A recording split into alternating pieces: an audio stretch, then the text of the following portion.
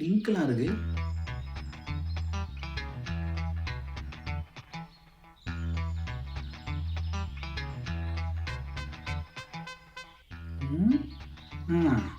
மக்களே வணக்கம்.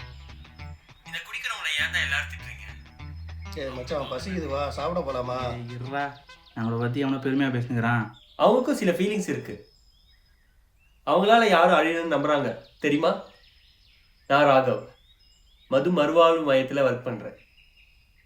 நான் இந்த பெரிய கம்யூனிட்டியில் கணக்கெடுக்க வந்தப்போ நான் பார்த்தது 21% குடிப்பழக்கம் இல்லாதவங்க, 8% குடிக்கு அடிமை ஆனவங்க, 12% குடிக்கு அடிமையாக போகிறவங்க, 59% இப்போ தான் குடிக்க ஆரம்பித்தவங்க.